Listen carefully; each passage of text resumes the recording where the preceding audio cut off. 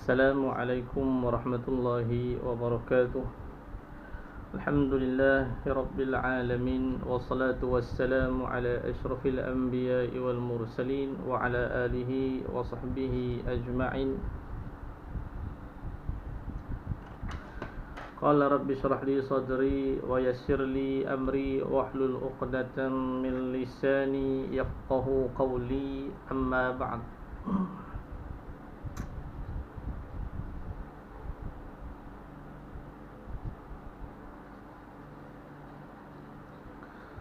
Apa kau ni?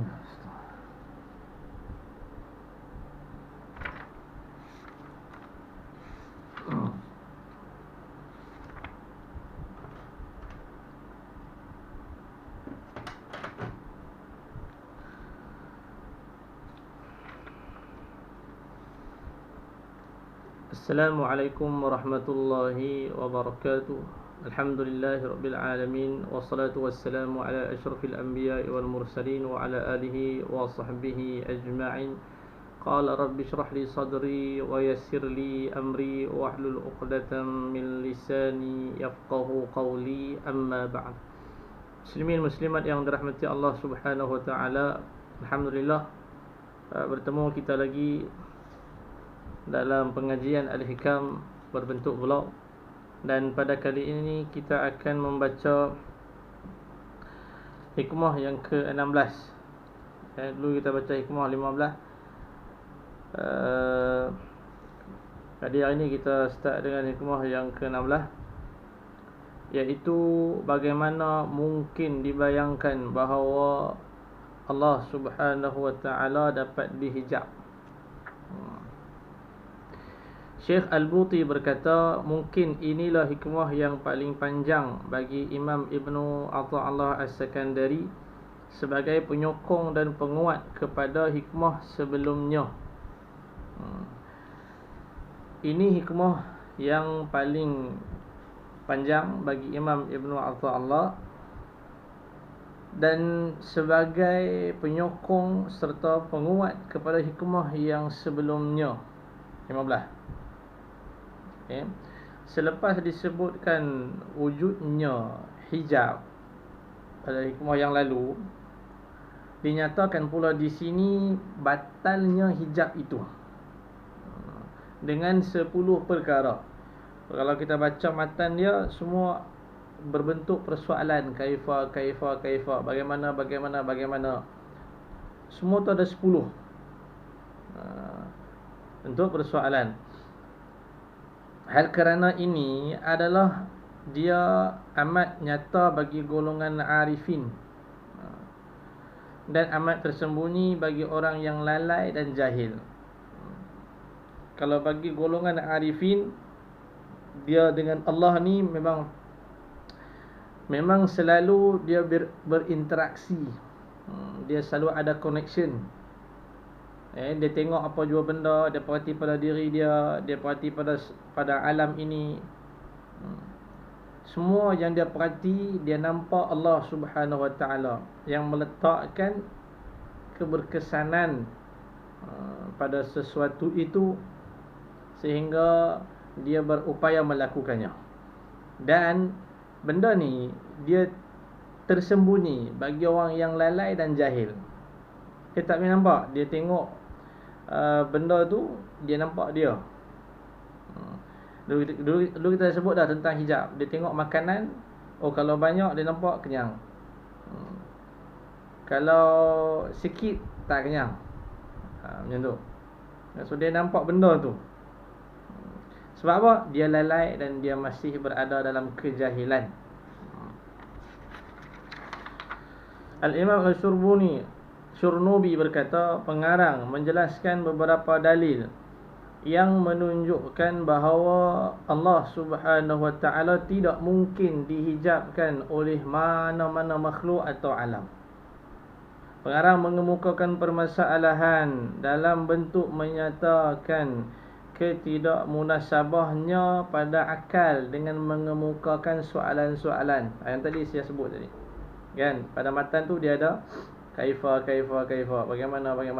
Contoh, kaifa yutasawwaru an yahjubahu syai'an wa huwa alladhi azharu kulli syai'in. Maksudnya bagaimana dia dapat digambarkan terhijab oleh sesuatu, sedangkan dialah yang menzahirkan setiap sesuatu. So jawapan dia mustahil lah, kan? Macam mana dia kata Allah itu boleh terhijab oleh sesuatu? Manusia tu tak nampak Allah, tak menyedari adanya Allah, sedangkan dialah yang menzahirkan sesuatu itu. Dialah yang buat benda tu. Jadi mesti hang tengok benda tu, hang nampak hang. Sebab jahil dan lalai. Dalam surah Al-Fussilat juga Allah Subhanahu Wa Taala menyebut yang bermaksud kami akan memperlihatkan mereka tanda-tanda kekuasaan kami di segenap ufuk dan pada diri mereka sendiri. Itu wa fi anfusihim. Kami perlihatkan pada dalam alam ini, setiap mana pun hang pi, hang akan nampak di situ ada kekuasaan kami, kebesaran kami. Dan pada diri kamu itu sendiri. Jelas bagi mereka bahawa Al-Quran itu adalah benar, dan apakah Tuhanmu tidak cukup bagi kamu? Ala kulli syai'in syahid, bahawa sesungguhnya dia menyaksikan segala sesuatu. Sebab tu dalam hikmah ini di bawah sekali, di matan tu bawah sekali, dia ada letak perkataan ya ajaban. Lepas dia sebut persoalan-persoalan kaifa. So dia letak ya ajaban, sungguh ajaib, alangkah ajaibnya, pelik manusia ni. Sebab dia tak boleh nampak Allah, dia tidak boleh merasai Allah sedang memerhatikannya. Dia tidak boleh merasai Allah itu sangat hampir dengannya. Dalam surah Qaf, Allah Subhanahu Wa Taala menyebut, wa laqad khalaqnal insan wa na'lamu ma tuwaswisu bihi nafsuhu wa nahnu aqrabu ilaihi min hablil warid. Dan sesungguhnya kami telah menciptakan manusia dan mengetahui apa yang dibisikkan oleh hatinya, dan kami lebih dekat kepadanya min hablil warid, daripada urat lehernya sendiri. So tak mana yang hang tak boleh nampak dia tu, tak boleh merasai Allah itu hampir, perasaanmu itu. Ya ajaban, pelik lah, dia kata heran sungguh manusia ni, anak Adam ni. Hal ini adalah kerana pengarang telah menyatakan semua kaitan dengan zahirnya. Ia dapat membatalkan segala hijab, yakni hadangan setiap kegelapan dan cahaya. Beliau memperlihatkan adanya Allah Subhanahu Wa Taala kepadamu yang dibuktikan dengan amat jelas, dan mengangkatmu daripada makam iman kepada setinggi-tinggi martabat ihsan.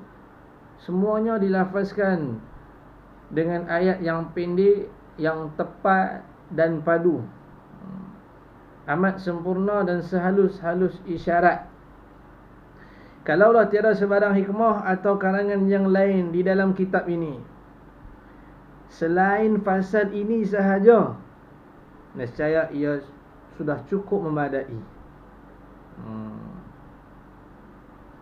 Nampak? Habis hikmah yang ke-16, batalnya hijab, yakni hikmah yang ke-15 dulu. Dia datangkan dengan persoalan. So balik pada diri kita, pelik sungguh lah, heran sungguh manusia ni. Macam mana dia tak boleh nampak Allah, dia tak boleh merasai kekuasaan Allah, dia tak boleh merasai kehebatan Allah. Tak nak jawapan lain melainkan dia dah sebut hikmah tadi, kerana lalai dan jahil. Kemudian dia ada bawa sikitlah suri teladan kisah di sini di akhir kitab ni, muka surat 151. Kata dia, suatu hari Khalifah Hisham bin Abdul Malik masuk ke dalam Masjidil Haram. Khalifah Hisham satu hari dia masuk dalam Masjidil Haram, tiba-tiba dia melihat Salim bin Abdullah bin Umar Al-Khattab radhiyallahu anhu, seorang ulama besar dan termasuk salah seorang daripada fuqaha yang 7. Beliau membawa kasutnya dengan kedua-dua tangannya. Waktu Khalifah Hisham ni nampak ulama ni, Salim, dia tengah duk pegang selipar dia. Ada yang mengatakan bahawa serban, kasut dan bajunya hanya berharga lebih kurang 13 dirham saja. Maksud dia murah sangat-sangat. Dia ni miskin lah. Maka dilihat oleh Khalifah Hisham. Bila Khalifah Hisham nampak dia, waktu tu Khalifah dengan pengawal, dengan menteri besar dan lain-lain lah. Khalifah tanya dia, "Wahai Salim, apakah kamu memerlukan sesuatu daripada aku dalam masjid ni?" Khalifah tanya dia. Jawab Salim, "Tidakkah kamu berasa malu berkata seperti itu dalam rumah Allah?" Dia kata pada Khalifah, "Hang tak malu ke cakap pasal itu dalam rumah Allah ni?" Jadi Khalifah pun diam. Ketika Hisham keluar, dia menunggu Salim keluar di luar perkarangan masjid. Habis selesai semua urusan, Khalifah ni keluar, dia tunggu di perkarangan masjid. Tunggu Salim ni lagi sekali. Bila Salim keluar, Khalifah tanya, "Wahai Salim, tadi kita di dalam Masjidil Haram, sekarang kita berada di luar Masjidil Haram. Apakah kamu memerlukan sesuatu daripadaku?"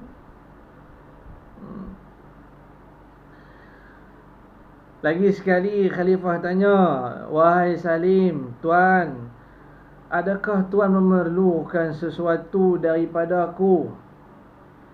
Salim tak apa faham. Salim tanya dia, "Daripada kepentingan dunia atau akhirat? Hang cerita pasal apa ni? Pasal dunia ke pasal akhirat?" Salim berkata, Khalifah ni jawab, "Tentu sekali daripada kepentingan dunia."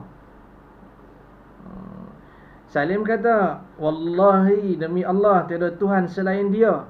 Saya tidak memohon dunia yang dimilikinya. Bagaimana mungkin saya akan meminta daripadamu yang sangat miskin ini?"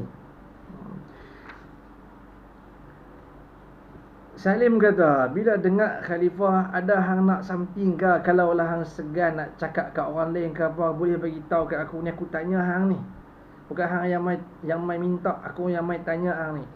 Adakah engkau memerlukan sesuatu? Yakni dari kepentingan dunia. Salim kata, "Wallahi, kepada Allah, aku tidak meminta dunia itu. Apakah aku perlu meminta kepada manusia, kepada engkau yang miskin? Sesungguhnya," kata Salim, "manusia itu miskin. Apakah manusia mengira bahawa kalau dia sudah memiliki uang berjuta-juta atau pelbagai istana, rumah serba mewah, teman-teman yang ramai, dia memiliki dunianya?" Ni ulama cakap dengan Khalifah. Kata Salim, adakah manusia itu dia rasa kalau dia ada duit berjuta-juta, dia ada istana, rumah yang besar, tak cukup dalam negara, di luar negara pun ada rumah dia yang serba mewah, kemudian dia ada kawan-kawan yang ramai yang bukan calang-calang punya kawan. So waktu tu adakah dia rasa dia sudah memiliki dunia dan isinya? Dia tidak mengetahui bahawa kecukupan dan kekayaan itu menetap di dalam hati. Tak kala hati itu hidup bersama dengan iman. Perkataan Salim ini, seorang ulama. Dia kata, tidakkah manusia itu mengetahui bahawa kecukupan dan kekayaan itu menetap di dalam hati? Kalau hati itu hidup bersama dengan iman. So bila Khalifah ni dengar, dia pun okey. Seorang penyair mengatakan, ambillah semua duniamu dan biarkanlah hatiku merdeka, bebas dan terasing. Sesungguhnya aku orang yang paling kaya antara kalian, walau kalian meninggalkanku sendiri tanpa mempunyai apa-apa. So kita nampak pengajaran daripada suri teladan ini, kisah ni, seorang hamba Allah yang bergantung hanya semata-mata kepada Allah. Tidak ada lain tempat yang dia meminta, mengharap melainkan Allah. Ini penyerahan yang berlaku pada dirinya terhadap Allah Subhanahu wa taala. Nanti kita sambung pada hikmah yang ke-17, InsyaAllah pada video yang akan datang. Hikmah yang ke-17, jangan tolol terhadap Allah Subhanahu wa taala. Jangan berlaku tidak sopan kepada Allah Subhanahu wa taala. Okey. Mudah-mudahan apa yang kita dengar hikmah pada hari ini, dia memberi pengajaran kepada diri kita, dan semoga Allah membimbing kita untuk berjalan menuju ke arahnya. Semoga Allah mengampuni dosa. Semoga Allah memperbaiki amal kebaikan kita agar sentiasa ikhlas mengharapkan keredaan daripadanya. Akhir kalam daripada saya, aqulu qawli hadha wa astaghfirullahal azim li wa lakum. Wassalamu alaikum warahmatullahi wabarakatuh.